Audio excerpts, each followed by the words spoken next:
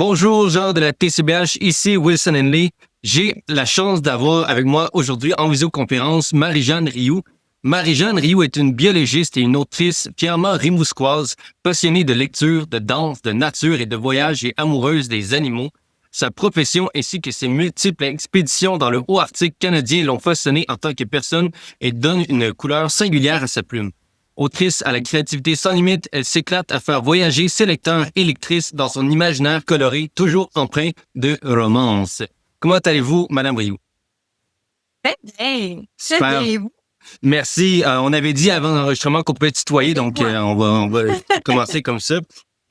Donc là, c'est fascinant. T'es biologiste, en tout cas, t'as étudié là-dedans, et t'as fait des expéditions dans le haut Arctique. Comment tu passes d'un univers scientifique, méthodologique et mesuré, quantifiable même, à l'autre extrême qui est l'écriture romantique? Ouais, c'est fou, hein, on me pose souvent la question, puis au final, c'est très facile de faire le pont entre les deux, entre l'art et la science. Je le découvre à mesure là, que j'écris. Je suis quand même à mon 12e livre, fait que là, je commence à être pas mal à avoir une bonne méthode d'écriture et tout, mais je me rends compte que l'écriture, même de fiction, demande quand même beaucoup de recherche. Et l'écriture de fiction, je me rends compte qu'elle me permet de faire passer plein de messages et donc de conscientiser les gens autrement à la science et à toutes sortes d'autres enjeux. Là. Fait que c'est comme mon outil pour faire de la science autrement. Fait que j'ai pas complètement abandonné mon chapeau de scientifique. Là, c'est sûr que je travaille encore d'ailleurs à l'université à Rimouski dans un labo de recherche à temps partiel. Et le reste du temps, j'écris des romans. Fait que tu sais, mes deux univers sont assez interreliés. Puis je trouve qu'ils se marient bien. C'est vraiment le fun. C'est bien dit. C'est très bien dit. On voudrait opposer les deux, mais finalement, non. Ouais, Surtout, exactement. le bout qui m'a accroché où tu parles de faire des recherches. Les gens pensent que un roman, tu fais juste avoir une bonne idée, puis tu le poses, puis c'est fini. Ouais, mais attends. J'ai des recherches. Le lieu, on est à quelle époque, les habitudes, les mœurs, tu sais, de quoi. Et là, dans ton roman qui s'en vient, Les Sabliers, tome 1, le début d'une trilogie, là, tu as du voyage. Yes! La belle couverture. Oui. Fantastique. Oui, Wow. le premier tome d'une trilogie. Exact. C'est qui qui a designé la couverture? Est-ce que tu as participé à la création artistique de la cover? Oui, ben un peu. C'est sûr que l'autrice est impliquée dans tous les processus là. Tu sais, le processus éditorial est quand même long. Ça peut prendre plusieurs mois. Fait que ça inclut la couverture, l'imagination de la couverture, puis la création. Et l'autrice est toujours un peu impliquée. Fait que nous, on donne nos idées très sommaires. Puis celle-là, c'est une graphiste qui le fait. Donc, elle va chercher des images libres de droit et elle fait des montages, mais tu sais, elle m'envoie des maquettes. Puis là, elle me demande si ça fait mon affaire ou si elle doit changer des trucs. Mais généralement, elle saisit assez vite ce que moi je veux. Puis c'est vraiment, tu sais, c'est très représentatif de l'histoire. Fait que là, c'est le tome 1. Et il y aura 2 autres tomes là, qui seront dans le même univers, mais en fait, on voyage dans le temps, là, dans les sabliers, donc on change un peu d'univers malgré tout à chaque tour. Ben, c'est ça, tu avais parlé de faire des recherches, puis je m'en allais vers ça, le voyage dans le temps. T'as-tu fait beaucoup de recherches sur comment le voyage dans le temps est pensé? Souvent, quelque chose qu'on fait dans le passé va changer le futur, ou c'est des univers parallèles, ou comment tu as fait tes recherches sur le voyage dans le temps?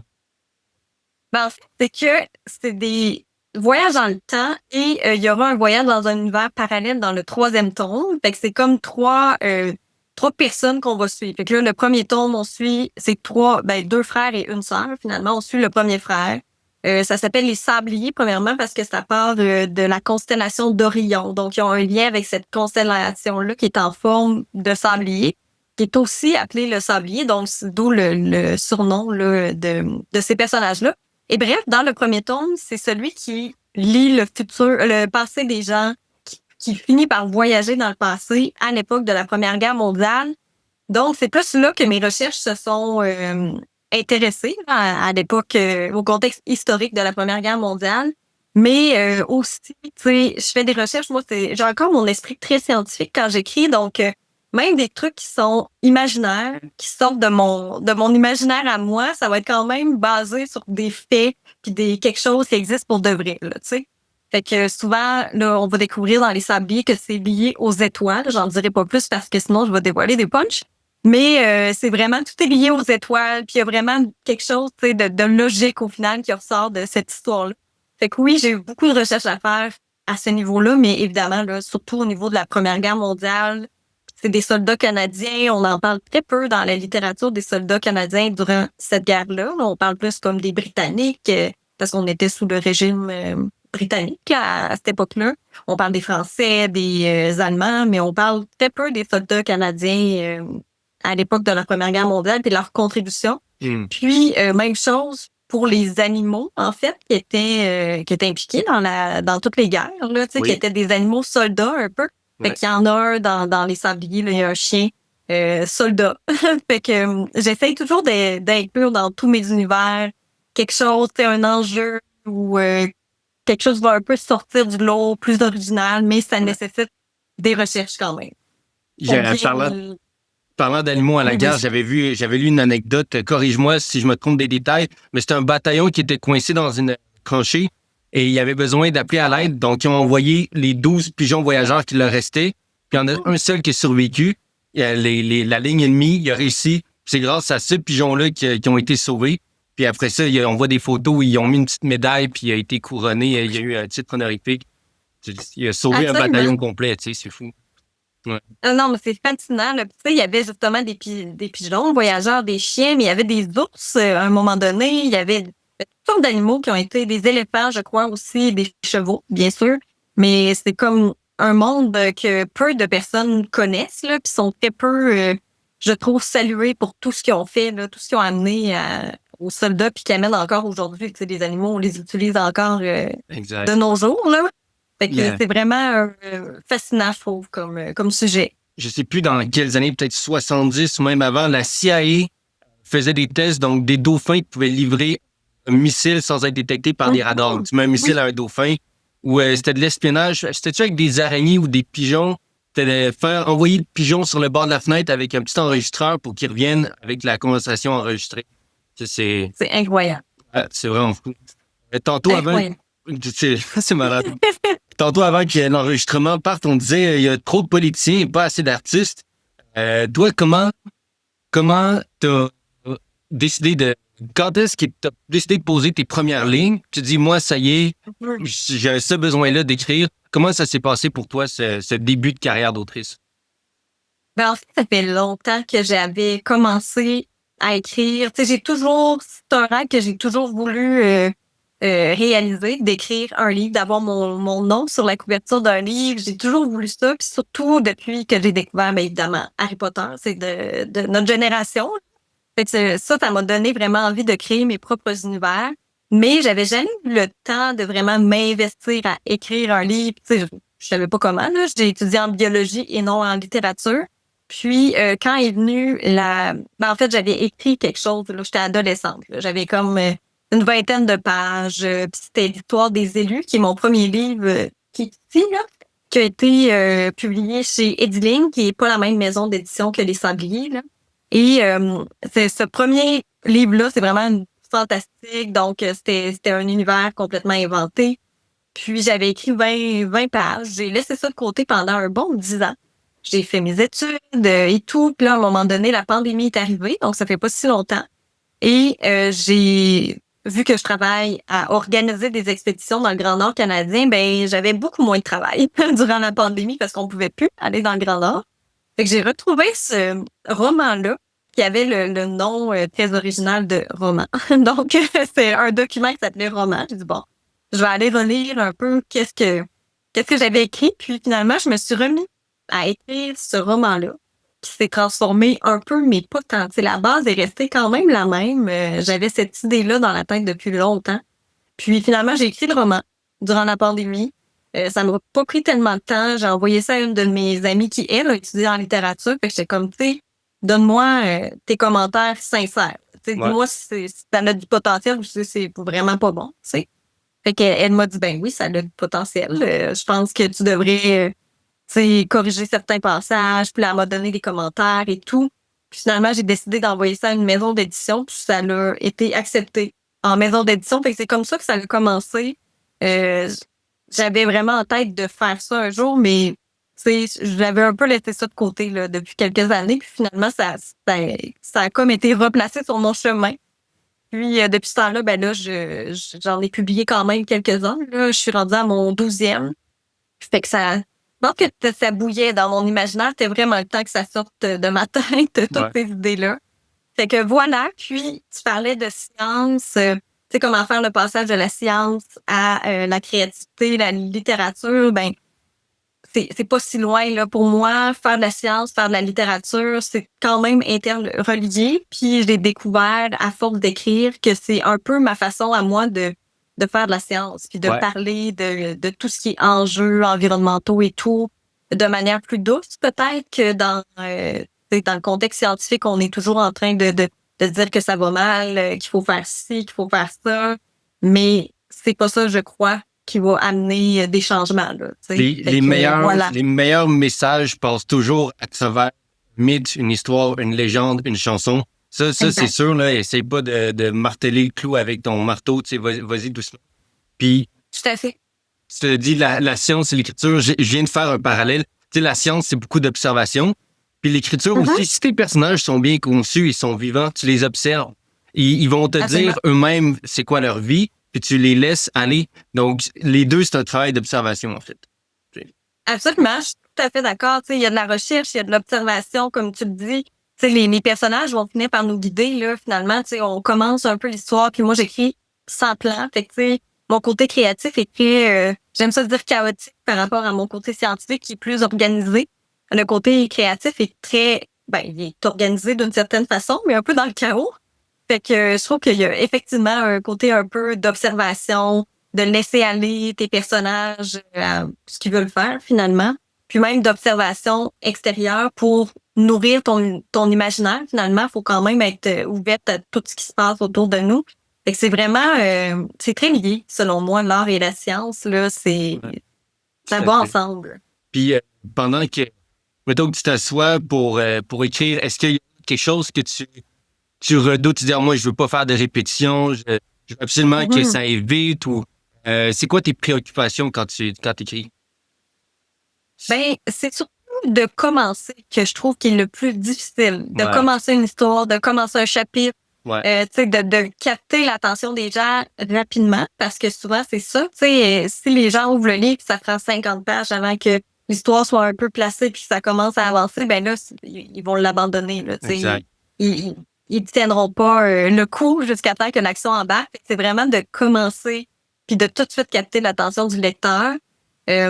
Sinon, tu sais, évidemment, rendre les personnages attachants, mais ça, je pense que j'ai quand même... mes lecteurs me disent que j'ai cette force-là de rendre les personnages rapidement attachants. Fait que ça, au moins, c'est moins une préoccupation. Puis effectivement, les répétitions, ça, tous les auteurs, on est un peu parano là, sur les répétitions. On écrit, puis à un moment donné, on est comme, me semble que j'ai dit ce mot-là, là, pas si longtemps. Ouais. Puis c'est à la relecture que tu réalises, ça fait 3 fois que j'ai écrit le mot, c'est ça.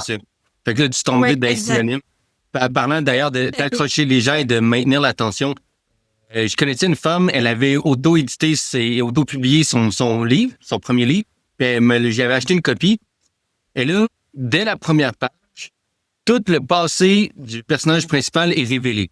Tout son passé dans les 5 premières pages. Et là, je me suis dit, ça marche vraiment pas, là, c'est nul. Puis j'avais étudié, j'avais lu un livre sur la scénarisation, comment écrire des bons scénarios. Puis je vais te donner un truc, peut-être ça va t'aider, t'en auras peut-être même pas de besoin. Mais il dit, il y a 2 manières de faire avancer l'histoire, à travers l'action ou par la révélation de secrets. Donc, soit il se passe quelque chose, ou soit s'il se passe rien, tu révèles un secret, quelque chose qu'on ne savait pas. Elle, dans les 5 premières pages, elle avait tout révélé. On s'en va où après ça, tu sais? Ça va pas faire... Puis j'ai pas eu le temps de m'attacher à son personnage. Fait qu'il faut que tu t'attaches, puis après ça, tu veux découvrir son passé. Absolument. T'sais?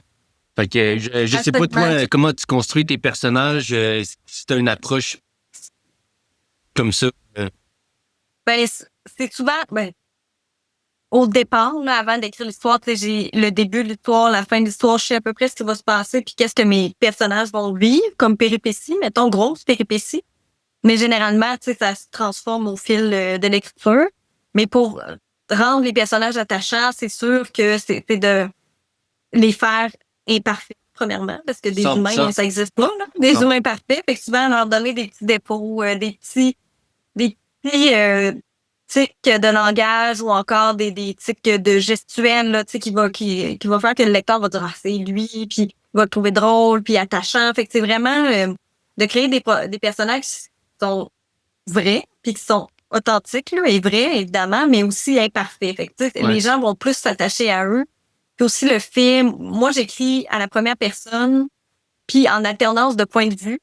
Donc, on a vraiment l'impression d'être le personnage, finalement. Ouais. On est dans sa tête, on sait ce qu'il pense, mais en même temps, ça garde, c'est plus facile de garder des secrets. Il n'y a pas de narrateur omnipotent là, qui va tout savoir, qui va tout dire.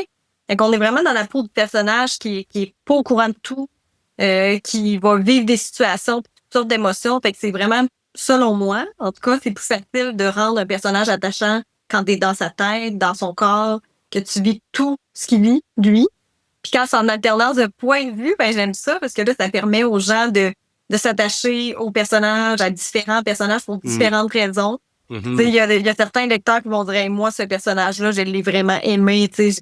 Ah, moi, c'est plus l'autre. Ou tu sais, même des fois, les personnages secondaires, j'ai comme souvent, ça m'arrive que je crée des personnages secondaires qui sont tellement attachants que là, les gens veulent que je fasse une histoire sur eux autres. Fait que c'est un peu comme ça que ma trilogie Un chien parmi les loups, qui se passe dans le Grand Nord canadien, d'ailleurs, le premier tome est né. C'était né d'une nouvelle que j'avais écrite dans un recueil qu'on avait fait là avec d'autres autrices. Puis les gens avaient tellement aimé ces deux personnages-là qu'ils m'ont dit hey, il faut que tu écrives un livre sur eux. Finalement, j'ai écrit une trilogie sur eux et leurs amis, qui étaient des personnages secondaires, que les gens avaient tellement aimé, puis que moi aussi, finalement, là, tu sais, quand on crée des personnages, c'est un peu comme nos enfants, là, tu sais, on apprend à les aimer, puis on a l'impression qu'ils existent pour de vrai, fait que c'est vraiment ça, là, mais c'est de créer des personnages qui sont authentiques, qui ont l'air réels, finalement. Exact. Il y a une autre technique pour les rendre attachants, c'est de leur faire, ils appellent ça sauver le chat. Hein? Donc, Oui. ils sauvent quelque chose dans des trésors. Non, on s'en fout, un chat dans un arbre, tu peux faire une action où il sauve quelqu'un, quelque chose. Après ça, il peut être méchant, mais il a un grand cœur, il a sauvé le chat, tu sais. C'est ça. Plein de petits trucs comme C'est ça. bon. Puis les spin-offs Absolument. de développer, créer une œuvre à partir de personnages secondaires, je trouve ça beau dans ton cas, mais j'aime pas ça quand c'est Marvel qui le fait avec les super-héros. Genre, je suis écœuré, arrêter de sortir une série sur l'autre personnage, puis à faisant une autre série sur l'autre personnage dans l'autre série. Et eux autres, ils sont en train de milk, tu sais, en tout cas. Des fois, il y a trop la sauce, là. Tu sais, moi, c'est ça. Je me dis, là, j'ai fait 3 livres, ça va, j'ai fait le tour. Ouais. Tu sais, les gens, des fois, ils en veulent plus, mais tu te dis, à un moment donné, qu'est-ce que tu veux que je leur fasse faire, là? Mes personnages, là, tu sais, sont heureux, puis tout. Puis moi, c'est des romances. À un moment donné, je peux pas étirer la romance pendant 75 tomes. Exact. Ça va être redondant. Ouais. Ben, la pertinence vient de la limite. C'est comme une bonne assiette. Tu sais, c'est rempli de bouffe. T'es trop, c'est pas bon. Tu choisis tes éléments, tu restes pertinent là-dedans. Puis l'absence, le vide crée même le désir, puis l'attente, puis encore plus d'intérêt pour ce qui est déjà là. Donc, Tout à fait. ouais, continue comme ça, c'est une bonne stratégie. Puis l'autre sujet que je voulais aborder en finissant, c'était la romance. Toi, il y a beaucoup de romances dans ce qui est écrit. Comment t'approches ça? C'est-tu comme des petites fantaisies que toi, t'aimerais ça, vivre une romance comme ça? Ou tu explores, tu dis, ça a l'air qu'il y a des gens qui sont BDSM, je vais le faire BDSM. Tu sais? Ben, c'est sûr que moi, c'est vraiment de la romance saine. Donc, j'essaie de montrer des modèles de romance qui sont saines, mais chaque personnage vit quelque chose, tu sais, un enjeu quelconque. C'est sûr que, tu sais, comme dans Les Sabliers, c'est une romance homosexuelle. Donc, dans le temps de la Première Guerre mondiale, on va se le dire, c'est assez interdit, merci, là. C'était très mal dit à cette époque-là. J'aime bien la romance interdite, peut-être parce que c'est ce que j'aime lire aussi, ou, tu sais, des romances qu'on appelle proximité forcée. Donc, deux personnages qui se retrouvent à cohabiter ensemble sans trop le vouloir, tu sais. Ça aussi, c'est quelque chose que j'aime lire. Fait que probablement que c'est pour ça que je l'écris. Mais, parler un peu d'enjeux à travers des romans, je trouve que, tu sais, ça passe plus doucement. un peu comme parler d'environnement, de science. Fait que je fais passer plein de messages dans mes romances, finalement. Mais oui, la romance, moi, c'est quelque chose que j'aime lire. Fait que c'est sûr que c'est quelque chose sur lequel j'écris dans toutes sortes d'univers. Donc, j'en écris dans des univers complètement imaginaires, comme j'en écris dans des univers très contemporains, très réels. Puis dans d'autres qui sont un peu un mélange de réel et surnaturel, fantastique. Fait que j'aime bien mélanger des genres, en fait. Ouais, c'est ça. Tant que de la romance. C'est ça. Moi, la romance que je préfère, c'est la tragédie. Roméo et Juliette. Plus c'est tragique, j'aime ça. Ça. Dans la réalité, la vraie vie, il y a tellement des moments tragiques que je trouve ça beau quand c'est reflété avec maîtrise dans une œuvre littéraire. C'est ça. Ouais. Absolument. Ouais. Ouais, je suis d'accord. Tu sais, j'aime donner de la misère à mes personnages, mais j'avoue que j'aime quand ça finit bien. Donc, Roméo et Juliette, un peu moins. D'ailleurs, j'en parle de Roméo et Juliette. Okay. Mes personnages, j'en parle parce que ils l'ont lu à l'époque de la Première Guerre mondiale, puis je trouve ça drôle que t'en parles. Mais voilà, fait que j'aime bien quand ça finit bien, mais que les personnages ont quand même tout qu'un chemin semé d'obstacles durant le livre. OK. C'est ton public cible. T'as-tu un public cible en tête ou t'écris pour toi-même?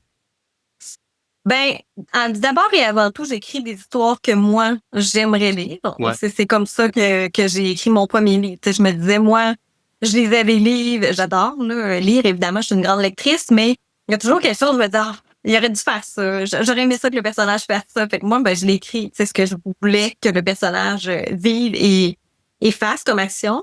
Mais mon public cible, c'est vraiment, tu sais, je vise des adultes. C'est très général, en fait, là, mais c'est sûr qu'il y a certains livres qui sont plus jeunes adultes, tandis que d'autres livres sont plus orientés vers les adultes, mais c'est surtout le contenu, tu sais, les romances sont plus spicy. Fait que celle-là, c'est sûr que c'est plus les adultes, mais tu sais, je serais très à l'aise qu'un ado lise mes romances parce que c'est des scènes qui sont très saines. Là. Fait que tu sais, il y a pas de dark, tu sais, il y en a qui appellent ça de la dark romance, là, où là, c'est plus des relations qui sont toxiques. Ouais. Dans mes livres, on est vraiment loin des relations toxiques. Fait que tu sais, je serais très à l'aise de faire lire ça à des ados. Tu sais, je parle de consentement. Il y a pas... puis c'est amené quand même... doucement, là. C'est sûr que c'est pas un livre de recettes, là. Ouais. C'est glissé entre les pages, là, mais ça reste que je serais à l'aise que un public de tous âges me lit. Ouais. Ben, je trouve que c'est une belle chose que tu offres à la communauté, aux gens, parce qu'on n'a pas assez de bons modèles. Puis de plus en plus, les séries, les films, il y a énormément de violence et elle est gratuite. Absolument. Tout le monde se tue. T'auras une scène de viol que, bon, avais-tu besoin d'être là? Donc, t'as vraiment... et donc, toi, tu vas vraiment, pas à contre-courant, mais tu t'amènes ta couleur qui est très belle et très saine et très... je t'applaudis. C'est une très belle chose, puis on en a besoin de continuer là-dedans. Ouais, je trouve aussi, puis tu sais, je trouve que les jeunes ados ont tellement accès à plein d'affaires. C'est fou. Tu sais, souvent, la violence, c'est comme, il n'y a pas de problème. Puis je le vois beaucoup aussi dans l'univers du livre, là, dans les classements de livres. Souvent, quand c'est un livre qui est très violent, il va être quand même offert aux jeunes adultes, aux ados. Alors que quand c'est un livre qui a des scènes qui sont sexuellement explicites, mais qui sont saines, là, non. Là, le mettre dans la section adulte puis genre interdit aux ados, mais c'est sûr que ça dépend comment c'est classé. Là. Des fois, les ados vont quand même le choisir puis ils vont le lire, mais c'est juste qu'on dirait que il y a quelque chose d'un peu étrange là, dans le fait que la violence soit free for all puis pas de problème avec ça, mais la sexualité saine, c'est moins bien vu, je me dis. Il me semble qu'on est pas au bon endroit. Ouais. Mais c'est ça. Je pense que j'essaie d'apporter ma couleur à ce niveau-là, puis de faire passer des messages doucement, sans justement faire culpabiliser les gens, parce que c'est souvent comme ça que c'est fait. T'sais, dans les médias, souvent, les gens se sentent coupables, puis quand on se sent coupable, ben on va juste ne rien faire puis fermer les yeux, tu sais. Exact. Ça paralyse, en fait. C'est pas, c'est pas une bonne motivation. Est-ce qu'il y a quelque chose que tu aimerais dire ou plugger / brancher aux gens en finissant? Promotion, moment promotionnel, le micro est à vous. Ben en fait, les gens peuvent me suivre là sur les réseaux sociaux, sur Facebook, Instagram, Marie-Jeanne Rioux, auteure. Je suis sur TikTok aussi, moins active sur ce réseau-là. Vous allez voir mon chien Pollux partout, qui est la vraie vedette, en fait. Là. Je suis là, moi, avec ma page auteur, mais en fait, c'est Pollux qui est intéressant. Nice. Il est tout le temps là. Puis, sinon, je vais être, je sais pas si l'entrevue va être sortie d'ici là, mais ce samedi 14 mars, je serai en dédicace à la librairie Boutique Vénus à Rimouski. Sinon, je vais être en dédicace aussi au Salon du livre de Québec en avril prochain. Fait que je suis un peu partout dans les événements. Si vous voulez rien manquer, tout savoir, vraiment, les réseaux sociaux, c'est la meilleure façon de savoir ce qui s'en vient pour moi. Fantastique. Oui, ça va sortir demain, mercredi, donc les gens auront le temps d'être avertis puis de planifier en conséquence. Merci Marie-Jeanne, merci beaucoup pour ton temps, c'est vraiment apprécié. Puis prochain ouvrage, viens nous voir, reparle-nous de ça, on va suivre ta carrière avec grand plaisir. Absolument, mais merci à vous pour l'invitation. Puis le prochain, ce sera le 2e tome des Sabliers, donc dans 6 mois là, vers le mois de juillet août, ça devrait sortir, fait que je vous recontacte. Fantastique, merci encore. Merci. Bonne journée. Bonne journée.